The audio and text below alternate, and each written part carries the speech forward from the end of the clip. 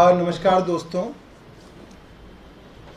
आपको मालूम है कुछ हफ्तों पहले सीबीआई ने मनीष सिसोदिया जी के घर 14 घंटे तक रेड मारी। उसमें कुछ नहीं मिला। 6 घंटे तक पूछताछ की, सारे सवालों के जवाब मनीष जी ने सीबीआई को दिए, उसमें कुछ नहीं मिला। अपने ही अफसर के ऊपर सीबीआई ने इतना दबाव बनाया मनीष जी को झूठा फंसाने के लिए, जिसके बारे में कई वेब पोर्टल्स में छपा कि officer who was involved in the so called liquor controversy committed suicide. मैंने कल ट्विटर पे भी डाला, उस आदमी ने सुसाइड कर लिया, उस अफसर ने।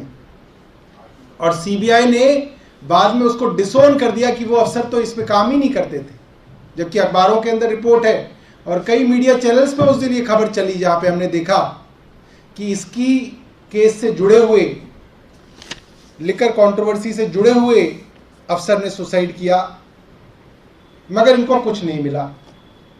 कल एक नकली स्टिंग लेके आए, लोगों ने खूब मजाक उड़ाया भारतीय जनता पार्टी का, उसमें कुछ नहीं मिला। और आज हमें बताया गया मीडिया के माध्यम से कि कई जगहों पे ईडी की रेड है। अब हमें नहीं मालूम कि ये कहां पे रेड डाल रहे हैं, मगर इतना जरूर मालूम है कि सुबह सुबह कई टीवी चैनल मनीष सिसोदिया जी के घर पे स्टेशन थे। उनको ईडी के सोर्सेज ने बताया होगा कि भाई इनके यहां छापा मारना है। चैनल्स बाहर खड़े थे, मगर ईडी नहीं आई। ये हमारे लिए बड़ी खुशी की बात है और आम आदमी पार्टी के लिए बड़ी अच्छी बात है कि जैसे सीबीआई ने अपनी रेड कर मारने के बाद और अपनी क्वेश्चनिंग के बाद मनीष जी को क्लीन चिट दी, आज ईडी ने भी मनीष सिसोदिया जी को क्लीन चिट दे दी। सब जगह गई ईडी, टेलीविजन चैनल्स को खबर दी कि मनीष जी के घर जाएंगे, मगर अंततः आखिरी में मुझे लगता है ईडी वालों के हाथ पैर ठंडे हो गए और उन्होंने कहा यहां जाने का मतलब है बेइज्जती कराना है, तो इनको तो छोड़ दो। तो अब छापे चाहे पूरी दुनिया में मार लें, यह बात तय हो गई कि सीबीआई और ईडी की तरफ से मनीष सिसोदिया जी को क्लीन चिट मिल गई है। ईडी ने मनीष जी के घर पे आज जो है कोई भी रेड नहीं मारी है, कोई भी छापा नहीं मारा। कई जगह मैंने सुना है कि ये छापा मार रहे हैं। प्रधानमंत्री जी कहते हैं कि मैं भ्रष्टाचार से लड़ रहा हूं। मैं देशवासियों से जानना चाहता हूं, सारे देश को खबर है, कुछ दिनों पहले, शायद 1 या 2 दिन ही हुए हैं, मध्य प्रदेश के सीधा मुख्यमंत्री पे आरोप लगा है कि बच्चों को जो स्कूल में खाना मिलता है, गर्भवती महिलाओं को जो पोषण का खाना मिलता है, उसके अंदर लूट की और करीब 2,500 करोड़ के प्रोजेक्ट के अंदर घोटाला किया गया है। और वो डिपार्टमेंट सीधा मुख्यमंत्री शिवराज सिंह चौहान के अंदर आता है, इसलिए सीधा आरोप उनके ऊपर है। और ये आरोप किसी अपोजिशन पार्टी ने नहीं लगाया, उनकी स्टेट के, मध्य प्रदेश के ऑडिटर जनरल ने अपनी ऑडिट रिपोर्ट के अंदर कहा है कि इसके अंदर बड़ा घोटाला हुआ है। 49 लाख लोगों को इसके अंदर रजिस्टर किया हुआ था और कुछ हजार लोग ही मिल पाए हैं। और जो सैकड़ों मीट्रिक टन अनाज जिसकी ढुलाई होती थी गोदाम से लेकर स्कूलों तक, जब उसकी ऑडिट की गई तो वो पता चला वो जो ट्रकों के नंबर थे वो तो मोटरसाइकिलों के नंबर निकले, टैंकरों के नंबर निकले, पानी के टैंकरों के, स्कूटरों के नंबर निकले। तो 2,500 करोड़ के प्रोजेक्ट के अंदर मध्य प्रदेश में घोटाला हुआ है। क्या आपने सुना कि प्रधानमंत्री जी ने कहा कि मैं भ्रष्टाचार के खिलाफ हूं? आज ईडी का छापा मध्य प्रदेश सरकार के यहां लगेगा या मध्य प्रदेश के मुख्यमंत्री के ऊपर आज सीबीआई का छापा लगेगा? आज सीबीआई मध्य प्रदेश के अंदर एफआईआर दर्ज करेगी? नहीं। प्रधानमंत्री जी की लड़ाई भ्रष्टाचार से नहीं है। गुजरात के अंदर कई रिपोर्टर अब तो घूम के आए हैं, सबको पता है। हर होटल के अंदर शराब की होम डिलीवरी मौजूद है, हर गांव के अंदर कच्ची शराब बनती है। जहरीली शराब से पिछले 3 हफ्ते पहले 70 से ज्यादा लोग गुजरात में मारे गए। पूरा गुजरात ड्राई स्टेट होने के बावजूद एक तय तरीके से, एक पूरे नेटवर्क, एक नेक्सस के तहत गुजरात में हर शहर और हर गांव में शराब बिकती है। क्या प्रधानमंत्री जी ने कोई सीबीआई का केस रजिस्टर किया? क्या ईडी ने कहीं पे शराब कारोबारियों के यहां छापा मारा गुजरात में कि ये शराब गुजरात में आती कहां से है, बिकती कैसे है, कैसा इतना बड़ा ट्रांजैक्शन चल रहा है, सारा फोन पे होम डिलीवरी हो रहा है और किसी को पकड़ा ही नहीं जा रहा इतने बड़े नेटवर्क को? क्योंकि प्रधानमंत्री जी की लड़ाई भ्रष्टाचार से नहीं है, प्रधानमंत्री की लड़ाई अरविंद केजरीवाल से है। प्रधानमंत्री जी इसको छुपाना चाहते हैं कह के कि मेरी लड़ाई भ्रष्टाचार से है। अगर भ्रष्टाचार से लड़ाई होती तो आज गुजरात के अंदर ईडी छापा मार रही होती, आज शिवराज सिंह चौहान के यहां सीबीआई छापा मार रही होती। मगर ये लड़ाई सिर्फ अरविंद केजरीवाल से है और अरविंद केजरीवाल को किसी तरीके से शिक्षा, स्वास्थ्य, बिजली, पानी के जो काम हो रहे हैं उसको किसी तरीके से रोकने की ये पूरी की पूरी कार्रवाई है। और मैं ये जानता हूं कि सारा देश ये देख रहा है कि ये लड़ाई सिर्फ अरविंद केजरीवाल से है, भ्रष्टाचार से इस लड़ाई का कोई लेना देना नहीं है। बहुत बहुत धन्यवाद। आपके पास कोई सवाल हो तो आप पूछ सकते हैं।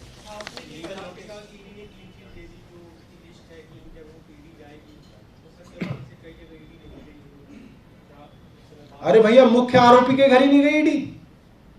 मतलब बारात गई और कह रहे दूल्हे के यहां नहीं जाएगी बारात, इस बार कहीं और जाएगी। ऐसी कोई बारात देखी है? बारात लेके चले ईडी वाले, बैंड बाजियों को भी बुला लिया, आपको मीडिया वाले, बैंड बाजे वाले सब आ गए, शोर मचाने वाले, और बारात दूल्हे के घर नहीं जा रही और आप कह रहे नहीं दूल्हा तो यही है। तो भाई बारात वहां कहां ले जा रहे हो? तो इसका मतलब ईडी ने दूल्हा बदल दिया, अब कोई नया दूल्हा ढूंढ रही है ईडी। ये बात तो तय है। मतलब 30 दिन से बीजेपी वाले कह रहे हैं मुख्य आरोपी मनीष सिसोदिया, मुख्य आरोपी मनीष सिसोदिया। अब मनीष सिसोदिया के घर जो है ईडी गई नहीं, ये तो बड़ी अजीब बात है। अगर ईडी आगे इन्वेस्टिगेशन में मनीष सिसोदिया के घर, डिप्टी सीएम के घर रेड करती है तो फिर आपका स्टांस का चेंज होगा? मुझे लग रहा है कि कईयों की आत्महत्या फिर ईडी में भी करवाएंगे। अगर ये दबाव फिर ईडी में भी बनाएंगे कि भाई ये तो फिर स्क्रिप्ट गड़बड़ हो गई, तो ये जो दबाव बनाने की राजनीति है ये जो है केंद्र सरकार को बंद करनी पड़ेगी, वरना अफसर विद्रोह कर देंगे इनके खिलाफ। अफसर बहुत दुखी हैं इनसे, सारी राजनीति ये अफसरों के माध्यम से करा रहे हैं, अफसर इनसे बहुत दुखी हैं। सर, बिहार के नीतीश कुमार जी एक यूनाइटेड ऑपोजिशन बनाने की रणनीति में लगे हैं और वो ये कह रहे हैं कि कांग्रेस के बिना नहीं हो सकता। वो इस सिलसिले में दिल्ली आए हुए हैं और अरविंद केजरीवाल जी से मिलने वाले हैं।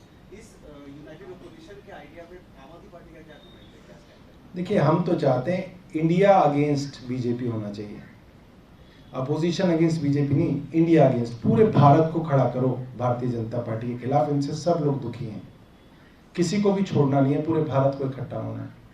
और कोई सवाल है? सर, कल एलजी की तरफ से कहा गया है कि 48 घंटे के अंदर जवाब दीजिए जो आपने आरोप लगाया है 1400 करोड़ घोटाले वाले, आपको लीगल नोटिस भिजवाया जाएगा। अच्छा, एक बात बताओ, तरीका क्या होता है? भारतीय जनता पार्टी हम पे आरोप लगाती है, हम उन आरोपों का जवाब देते हैं, फिर वो नए लगाते हैं, हम उनका जवाब देते हैं। हमने एलजी साहब के ऊपर आरोप लगाए हैं, जवाब तो एलजी साहब को देना है। एलजी साहब पब्लिक डोमेन के अंदर हैं और आरोप कोई बेबुनियाद नहीं लगाए, हमने सबूतों के साथ रखे हैं। क्या एलजी साहब की बेटी को बॉम्बे में स्थित खादी लाउंज का काम दिया गया है, नहीं दिया गया? एलजी साहब बताएं। उन्होंने बोल दिया गया, ये बात मान ली उन्होंने। अब हमने उनसे पूछा कि किस नियम और प्रक्रिया के तहत दिया, क्या प्रोसीजर फॉलो हुआ, वो एलजी साहब बताएं। भाई, एलजी साहब की जो 3 महीने से दिल्ली सरकार से लड़ाई है वो प्रोसीजर की तो है कि भाई ये प्रोसीजर फॉलो नहीं हुआ, ये फॉलो नहीं हुआ, इसने साइन नहीं किया, ये कैबिनेट नहीं गया, ये नहीं गया, वो नहीं गया। हम भी तो एलजी साहब से पूछ रहे हैं, भाई आपने अपनी बेटी को काम दिया, उसके अंदर कोई तो प्रोसीजर फॉलो किया होगा, वो एलजी साहब बता दें। अब एलजी साहब तो डरा धमका रहे हैं विधायकों को, कह रहे हैं कि मैं मानहानि का मुकदमा करूंगा, मैं ये करूंगा, मैं वो करूंगा। अरे भाई आप इतनी प्रेस रिलीज देते हैं दिन में, आप एक बार प्रेस को बताएं, एक प्रेस कॉन्फ्रेंस करके ही बता दें कि भाई ये प्रोसीजर था जो फॉलो हुआ। एलजी साहब को दिक्कत है, खादी ग्राम उद्योग से प्रेस कॉन्फ्रेंस करवा दें, वो तो उन्हीं का केंद्र सरकार का महकमा है, वो प्रेस कॉन्फ्रेंस करके बता दे कि भाई ये था, इस दिन एडवर्टाइजमेंट निकली, इस दिन इतने एप्लीकेंट्स ने अपना नाम दिया, हमने उनके इंटरव्यू लिए, उनका टेस्ट लिया या उनका पोर्टफोलियो देखा, उसके अंदर से हमने कहा कि एलजी साहब की बेटी को चुन लिया और इस तरह से हमने उनको दे दिया। तो बड़ा आसान है। मगर कोई ड्राइंग रूम में कोई ना खादी उद्योग की चीजें बट सकती हैं, फिर मतलब प्रोसीजर नहीं हुआ। तो एलजी साहब बोले इस बात को, प्रोसीजर फॉलो हुआ या नहीं हुआ। अब मनीष जी तो कोई नहीं इनके ऊपर डिफेमेशन कर रहे, मनीष जी कह रहे मेरे ऊपर आरोप लगा, आप जांच करा लो। एलजी साहब जांच कराने के लिए आ ही नहीं रहे। हमें तो बड़ी उम्मीद थी एलजी साहब की इज्जत बढ़ती अगर एलजी साहब कहते I am ready for any inquiry, any investigation, I welcome all the inquiries and investigation. क्या दिक्कत थी इसके अंदर? इसमें कोई बदनामी घटती या बढ़ती? इसके अंदर क्लीन चिट मिल जाती, जो प्रोसीजर होता है वो देख लेती, जो भी सीबीआई से कराते या किसी इंडिपेंडेंट जज से कराते, उसके अंदर तो कोई दिक्कत ही नहीं थी। हमारी और बदनामी होती, अगर एलजी साहब को क्लीन चिट मिल जाती तो हमारी असली बदनामी होती कि भाई हमारे आरोप झूठे थे। ये जो है वो उस मामले में फाइल किया गया है जिसमें आप लोगों ने उनके खिलाफ हैशटैग चलाया था भ्रष्टाचार। नहीं मतलब बेटी वाला मान लेते हैं कि कोई प्रोसीजर फॉलो नहीं हुआ, माना है उन्होंने उसी मामले में था, उसी मामले में, लेकिन उन्होंने आपत्ति जताई कि एलजी चोर है, मतलब जो हैशटैग चला था, हैशटैग भी चला था, हैशटैग चला था, जो आपने नारे लगाए थे, मुद्दा उठाया, उसके बाद 1400 करोड़ के घोटाले का जो आपने आरोप। भाई देखो, मैं तो सिर्फ वो चीज बता सकता हूं जो हमने बोली प्रेस कॉन्फ्रेंस में, जो मैंने बोली। मैंने दो चीजें बोली हैं और हम उस पर अड़िग हैं। एलजी साहब जब खादी के चेयरमैन थे तो उनके हेड कैशियर ने, और जब वो छुट्टी गया तो उसकी जगह जो दूसरा हेड कैशियर बना उसने, एक संजीव कुमार था और एक कोई यादव था, प्रदीप यादव, नाम भी याद हो गए मुझे। तो इन दोनों ने कहा कि नोटबंदी के वक्त कुछ लाख रुपए बदले गए और वो पैसा उनको उनके मैनेजर और फ्लोर मैनेजर ने कहा कि वो एलजी साहब का पैसा है, यानी कि उस वक्त के चेयरमैन वीके सक्सेना साहब का पैसा है और इसको आपको बदलना ही होगा। और उन्होंने लिखित स्टेटमेंट दी है। हमने ये कहा कि इसकी इंडिपेंडेंट जांच होनी चाहिए। इसके अंदर क्या गलत कहा है मुझे तो नहीं समझ में आ रहा। एलजी साहब को मुझे तो लगता है खुद कहना चाहिए कि हाँ इसके अंदर इंडिपेंडेंट जांच होनी चाहिए ताकि दूध का दूध पानी का पानी हो, तो बहुत ज़रूरी है। और कोई सवाल है? नहीं, मुझे नहीं मिला अभी तक। अरे तो ठीक है ना भाई, कोई पहला नोटिस आया क्या हमें ज़िंदगी में, ये बताओ तुम।